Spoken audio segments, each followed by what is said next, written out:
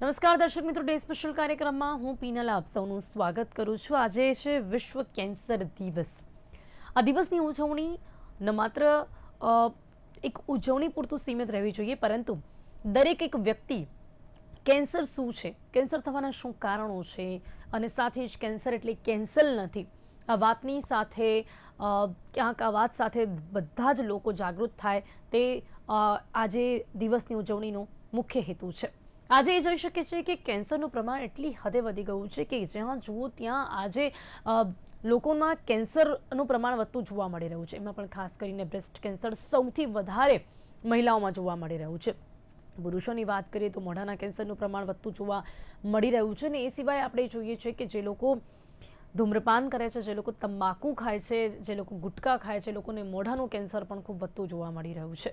હવે ઘણા લોકો એવા પણ છે કે જે લોકોનીમાં કોઈ પણ એવી આદત ન હોય છતાં પણ કેન્સર એ લોકોમાં જોવા મળી રહ્યું છે. તેની પાછળ શું કારણો રહેલા છે, કેન્સર કેટલું જેનેટિક છે, અને મહિલાઓમાં સ્તન તથા સર્વાઇકલ કેન્સરનું પ્રમાણ જે સૌથી વધુ અત્યારે જોવા મળી રહ્યું છે તેના શું કારણો છે. શરીરમાં અચાનક જ કોઈ પણ અસામાન્ય ફેરફાર દેખાય તો આપણે ડૉક્ટર પાસે જવું કેટલું જરૂરી. કેન્સરની જે ટ્રીટમેન્ટ છે વહેલી તકે જો મળે તો ચોક્કસપણે તેનાથી બચી શકાય છે. તેના વિશે જ આજે આપણે વાત કરવાના છીએ. અને પહેલાં જણાવી દઉં કે આ વર્ષે દિવસની જે થીમ છે તે યુનાઇટેડ બાય યુનિક છે. હવે વાત કરીશું કેન્સરને લઈને, અને સાથે આપણે આજે એ પણ ચર્ચા કરીશું ખૂબ જ મહત્વની કે આયુર્વેદિક પદ્ધતિથી પણ કેન્સરની સામે લડત આપી શકાય છે, ને કેવી રીતે. તેના વિશે જણાવવા માટે મારી સાથે જોડાયા છે ડૉક્ટર રણજીતસિંહ સોલંકી, જેઓ હર્બલ ઓન્કોલોજીસ્ટ છે. ડૉક્ટર ચિરાગ શાહ આપણી સાથે છે, ડિરેક્ટર છે ઓન્કોલોજી ડિપાર્ટમેન્ટના. આપ બંનેનું સ્વાગત છે. Welcome to the show. સૌથી પહેલા ડૉક્ટર ચિરાગ, આપણે કેન્સર દિવસની જો વાત કરીએ તો આજના સમયમાં સૌથી વધારે કયા કેન્સરના પેશન્ટ આપની પાસે પણ આવી રહ્યા છે? આપ પણ જોઈ રહ્યા છો કે સૌથી વધારે કયું કેન્સર વધતું જોવા મળી રહ્યું છે ભારત દેશમાં? કેન્સરનું પ્રમાણ વધવાનું કારણ આપને શું લાગી રહ્યું છે? સૌથી વધુ બ્રેસ્ટ કેન્સરના પેશન્ટ છે. તે પછી આવે છે મોં અને ગળાના કેન્સર, અને ફેફસાના કેન્સર, અન્નનળીના, પેટના ઘણા કેન્સર બધા જ ખૂબ ઝડપથી વધી રહ્યા છે. અને છેલ્લા થોડા વર્ષોમાં લગભગ 10-15% વધારો ઓફિશિયલ આંકડામાં દેખાય છે, જે ઘણું ચિંતાજનક કહેવાય. અને એના મુખ્ય કારણોમાં હવે જે વ્યસન તો છે જ તમાકુ, પણ તમાકુ અને દારૂના બંનેના વ્યસન હવે વધુ ને વધુ નાની ઉંમરે ચાલુ થઈ જાય છે. એટલે જે પહેલા 30-40 ચાલુ થતા એ હવે સ્કૂલ એજમાં ચાલુ થઈ જાય છે. અને એટલે પણ એક મોટો વધારો જોવા મળે છે યંગ એજમાં. ઉપરાંત આપણે બહુ ઝડપથી વેસ્ટર્ન લાઈફસ્ટાઈલ તરફ જઈ રહ્યા છીએ. બહુ મોડા સૂવું, ઇરેગ્યુલર લાઈફસ્ટાઈલ, બહારનું ખાવું, પેકેજ ફૂડ ખાવું, વધારે પડતું વજન, ઓછી એક્ટિવિટી, આ બધી વસ્તુઓથી પણ આ વધારો નોંધાઈ રહ્યો છે. પુઅર હાઇજીન, મોઢાનું અને પર્સનલ પાર્ટનું ચોખ્ખાઈ નહીં રાખવી, એ પણ લગભગ 20% કેન્સર માટે કારણભૂત છે. ઓકે, આજની લાઈફસ્ટાઈલ ક્યાંક ને ક્યાંક મહત્વપૂર્ણ કારણભૂત આપણે કહી શકીએ છીએ કેન્સરનું પ્રમાણ વધવા પાછળ. ડોક્ટર રણજીતસિંહજી, આપના મતે, કારણ કે આયુર્વેદિક પદ્ધતિની સાથે જોડાયેલી બાબતો પર આપ ભાર મૂકશો, એટલે હું પૂછીશ કે કેવા પ્રકારની ખાણીપીણીથી સૌથી વધારે લોકોને નુકસાન પહોંચી રહ્યું છે, જે કેન્સરનું કારણ બની રહ્યું છે? જી ડોક્ટર રણજીત, મારો અવાજ આવી રહ્યો છે આપને? જી ડોક્ટર રણજીત, આપનો ફોન અનમ્યુટ કરીને જવાબ આપજો પ્લીઝ. જી ડોક્ટર રણજીત, તમે આપને સાંભળી નથી શકતા કારણ કે આપનો ફોન મ્યુટ છે.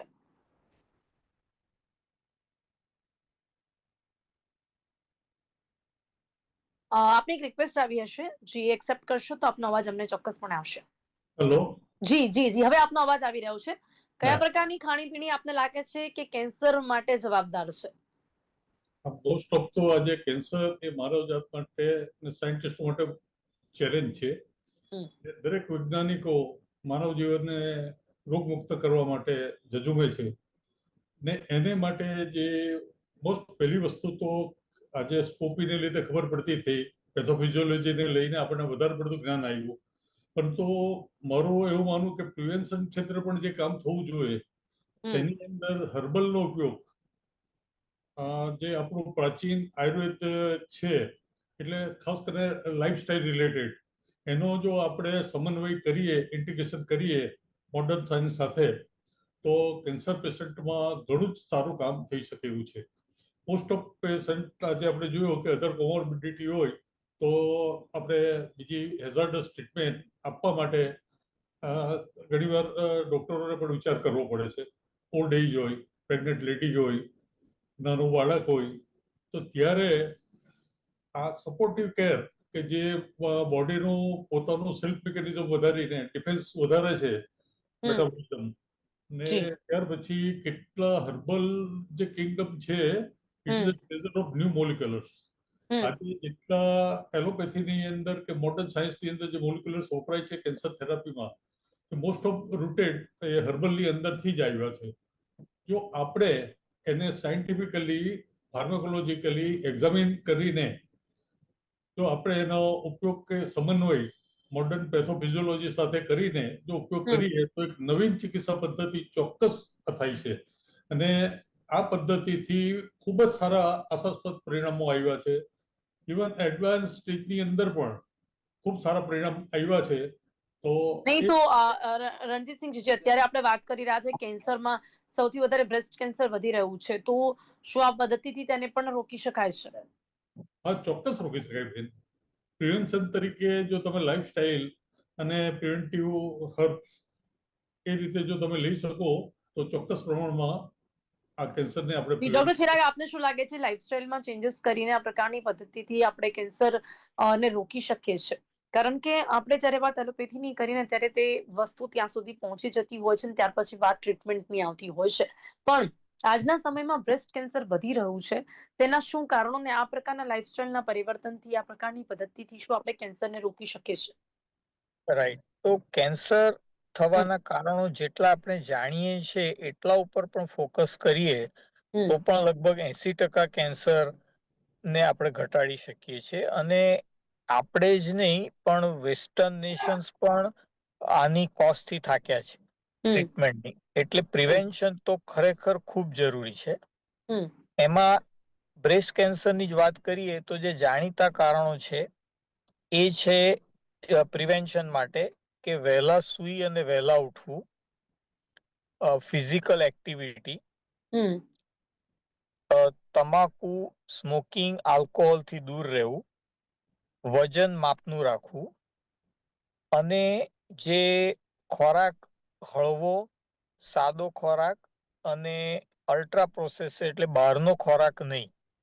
એટલે હું સાદી ભાષામાં મારા કન્સલ્ટિંગમાં ફેમિલીઝને વાત કરું ત્યારે એમ જ કહું એક લાઈનમાં કે આપણા બા દાદાની જીવનશૈલી, ગ્રાન્ડ પેરેન્ટ્સની જીવનશૈલી રાખો તો એમાં મોટા ભાગના આજના જે એનસીડીસ છે કેન્સર સિવાય હૃદય રોગ વગેરે, એ બધાનો પણ 80% પ્રિવેન્શન એમાંથી છે.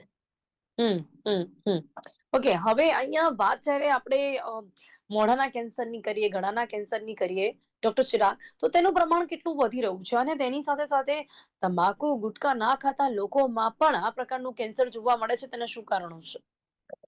તો સૌથી પહેલું તો તમે કીધું એમ કે તમાકુ અને ગુટખા નું, અને એક બીજી ઘણાને ખ્યાલ નથી હોતો કે તમાકુ અને દારૂ બંનેનું સેવન જે કરતા હોય તો એમનું રિસ્ક 40 ગણું વધારે થાય છે. એટલે એકલું તમાકુ લો એના કરતા. એટલે આ તો બહુ જ ડેન્જરસ કોમ્બિનેશન છે. બીજો એક મોટો પ્રોબ્લેમ જે થઈ રહ્યો છે કે નાની ઉંમરથી આ વ્યસન હવે ચાલુ થાય છે, અને જેટલી નાની ઉંમર એટલું જોખમ વધારે, કારણ કે એ વખતે આપણા અંગો છે, ટિશ્યુઝ છે, વધારે નાજુક હોય. હવે જે નથી લેતા એમને કેમ થાય છે, તો એનું સૌથી મોટું કારણ છે પુઅર હાઇજીન, મોઢાની ચોખ્ખાઈનો અભાવ. એમાં એક નોન વાયરસ છે હ્યુમન પેપિલોમા વાયરસ, પણ એ સિવાય અન્ય પણ કારણો છે કે જે પુઅર હાઇજીનના લીધે બેક્ટેરિયાના ફેરફાર થવાથી, ક્રોનિક ઇન્ફ્લેમેશન થવાથી, પછી કોઈકને કોઈક દાંત બહુ ખરાબ રીતે ઘસાતો હોય એક જ જગ્યાએ, તો એક જ જગ્યાએ સતત નુકસાન કર્યા કરે, એનાથી પણ થતું હોય છે. એનાથી પણ થઈ શકે. એટલે આવા પણ બીજા કારણો છે. એટલે મોઢાની ચોખ્ખાઈ, ડેન્ટલ હાઇજીન, ઓરલ હાઇજીન એ બહુ જ ઇમ્પોર્ટન્ટ ફેક્ટર છે. એ આપણી ઓવરઓલ હેલ્થ માટે, માત્ર મોઢાનું કેન્સર નહીં, પણ લોકોને જાણીને નવાઈ લાગશે કે સ્તન કેન્સરનું રિસ્ક પણ પુઅર ઓરલ હાઇજીનથી વધે છે, અને હાર્ટ એટેક વગેરે અન્ય રોગોનું પણ. ઓકે ઓકે ઓકે હવે બહુ આપણે કહી શકાય ને કે એક અમુક એવી બાબતો છે કે જેને જાણવા મળી હશે કે જે પ્રકારે દાંત પણ વાંકા ચૂકા હોય તો એનાથી પણ ક્યાંક કેન્સર નું કારણ હોય છે એ પણ, અને ક્યાંક કેન્સર માટે જવાબદાર હોય છે. હવે ડોક્ટર રણજીતસિંહ, આપણે વાત કરીએ ખાણીપીણીથી આગળ વધીને મોઢાના ગળાના કેન્સરની વાત કરો કે પછી આપણે ટાસૈના કેન્સરની વાત કરો, બ્રેસ્ટ કેન્સરની વાત કરીએ, પણ વાત જ્યારે પ્રિવેન્શનની આવે છે, વાત જ્યારે ટ્રીટમેન્ટની આવે છે, ત્યારે હવે આયુર્વેદિક પદ્ધતિમાં તેનું શું ઉપચાર રહેલું છે, કેવી રીતે કરવામાં આવે છે? હેલો. જી ડોક્ટર રણજીત, આયુર્વેદિક પદ્ધતિમાં આનો ઉપચાર કેવી રીતે કરવામાં આવે છે? અત્યારે કેન્સર જેવી બીમારી કે જ્યાં એલોપેથીમાં પણ ક્યાંક ઘણીવાર લોકોને વિચારવું પડતું હોય છે.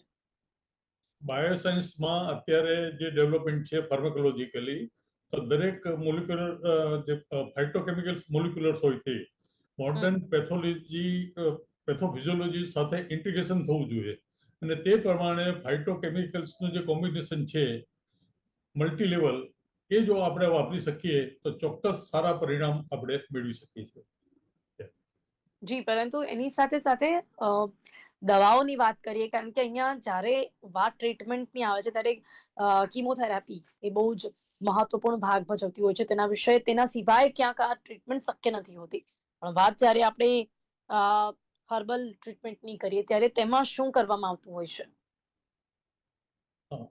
મોસ્ટ ઓફ તો કેટલીક વનસ્પતિ એવી છે કે તે ખાસ કરીને આપણે હરિદ્ર પ્લસ તુલસીની અંદર પણ અત્યારે એટલા બધા એના ફાઇટોકેમિકલ્સ જે એક્ટિવ છે એ બ્લડ કેન્સર માટે ખૂબ જ ઉપયોગી થઈ છે. ભવિષ્યની દવા જો બનશે તો કુર્કુમિનમાંથી મળશે. ઇટ ઇઝ અ નેક્સ્ટ સ્ટેપમાં જ એ આવી શકશે અને ખૂબ જ સારા પરિણામ આપણે જોયા છે એના.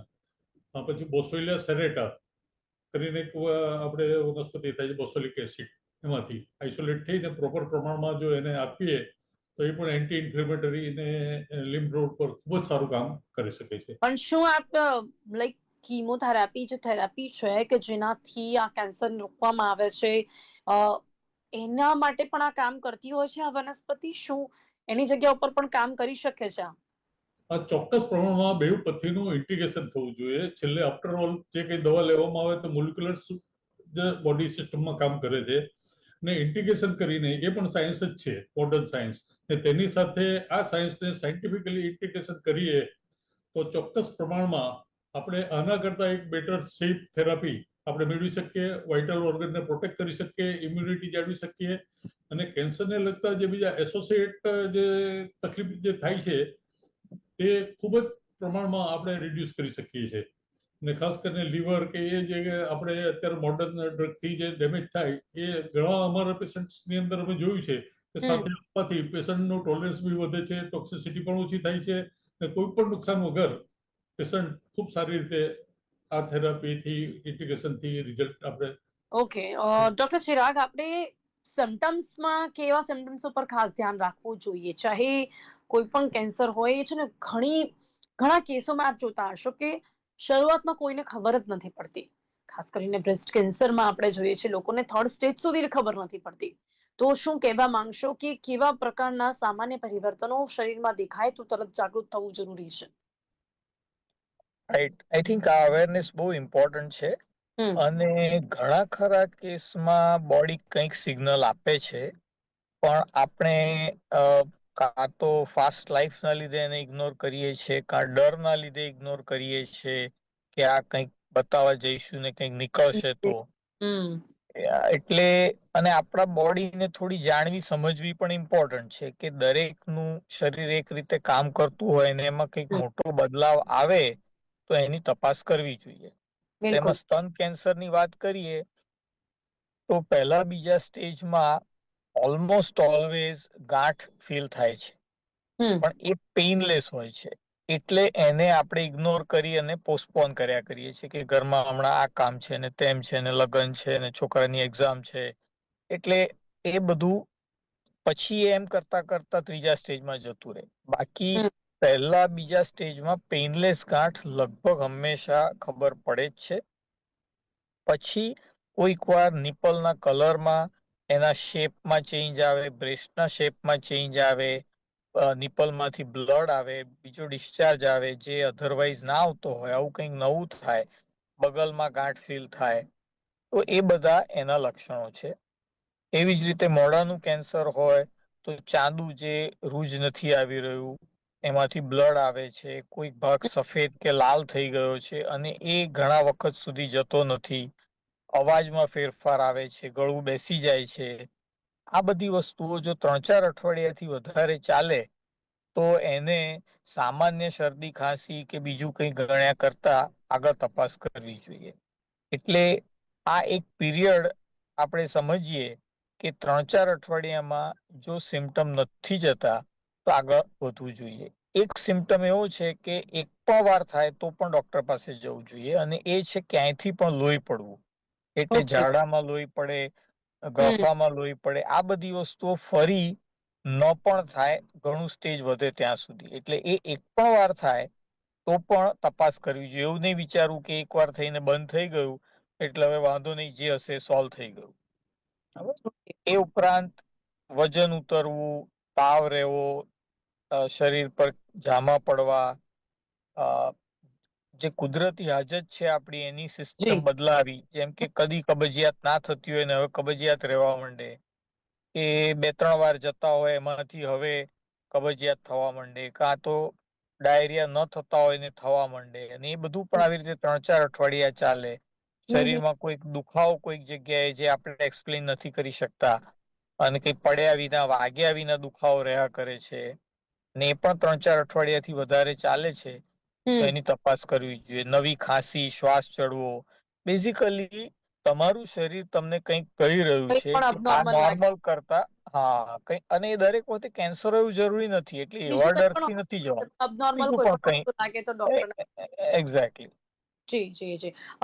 ડોક્ટર રણજીત, હવે અહીંયા વાત જ્યારે અમુક સિમ્ટમ્સની છે ત્યારે તમે પણ શું કહેશો, ને જ્યારે આવા પ્રકારના સિમ્ટમ્સ હોય ત્યારે જો શરૂઆતી એવું કોઈ પણ કોઈને ગાંઠ લાગતી હોય કે પછી શરીરમાં ક્યાં તો પછી મોઢામાં ચાંદા હોય, ત્યારે આપની પાસે જો પેશન્ટ હોય તો શું તમે સજેસ્ટ કરતા હોવ છો?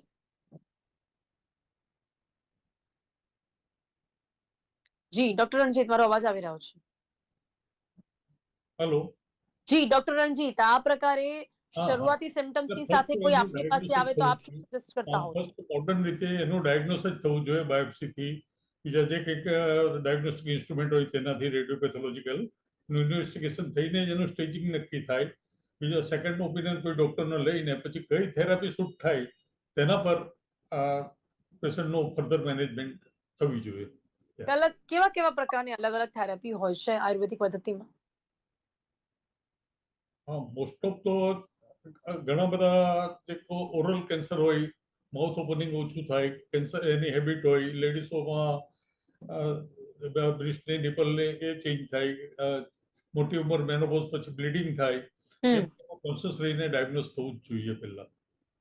જી જી, આપણે આયુર્વેદિક પદ્ધતિમાં કયા કયા પ્રકારની થેરાપીથી જે કેન્સર છે તેની ટ્રીટમેન્ટ આપવામાં આવે છે, અને શું કોઈ એવા અનુભવો આપણે કહી શકીએ છીએ કે આ પ્રકારની પદ્ધતિથી આ રીતનો કેન્સર જે છે તે અટકી શક્ય હોય કે તેને બચાવી શકાયું હોય?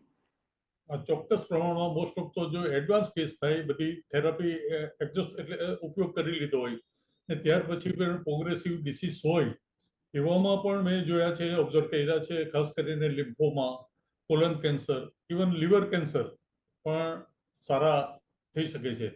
જે ખાસ કરીને જે લીવર કેન્સરના પેશન્ટ છે એવા ઘણા બધા પેશન્ટ્સમાં મેં જોયું છે કે એડવાન્સ સ્ટેજની અંદર કેન્સર લીવર કે વાઇટલ ઓર્ગનમાં એ જતું હોય છે, ને ત્યાં પણ પેલિએશન કેર તરીકે હર્બલનો ઉપયોગ ખૂબ સારી રીતે ઉપયોગ કરવો જોઈએ અને ક્વોલિટી ઓફ લાઈફ મળી શકે. ક્વોલિટી ઓફ લાઈફ પેશન્ટ માટે ખૂબ જ જરૂરી છે એડવાન્સ સ્ટેજીસની અંદર. ને ઇવન ઘણા બધા પેશન્ટ ઇવન મેટાસ્ટેટિસ, બોની મેટાસ્ટેટિસમાં પણ ખૂબ સારા ફાયદા થયા છે, ને રેડિયોપેથોલોજીકલ એવિડન્સ સાથે આ બધી વસ્તુ થઈ છે. એ લિમ્ફોમા જે ઓકે. કેસીસ હતા તેની અંદર બ્લડ કેન્સરની જો વાત હોય તો ડોક્ટર ચિરાગ, બ્લડ કેન્સરના કેવા સિમ્ટમ્સ જોવા મળતા હોય? એમાં પણ આપે આ કોઈ અબનોર્મલ સિમ્ટમ્સ દેખાય તો, અને એના શું કારણો હોય છે? બ્લડ કેન્સર એ કેટલું ઘાતક હોતું હોય છે, અને તેની ટ્રીટમેન્ટ પણ શું છે અત્યારે ભારત દેશમાં? બ્લડ કેન્સરના બે મુખ્ય ભાગ ગણી શકાય કે એક એક્યુટ એટલે જે બહુ ઝડપથી વધે, જે બહુ ઝડપથી ઘાતક થઈ શકે, એમાં એક્યુટ લ્યુકેમિયા ખાસ કરીને આવે.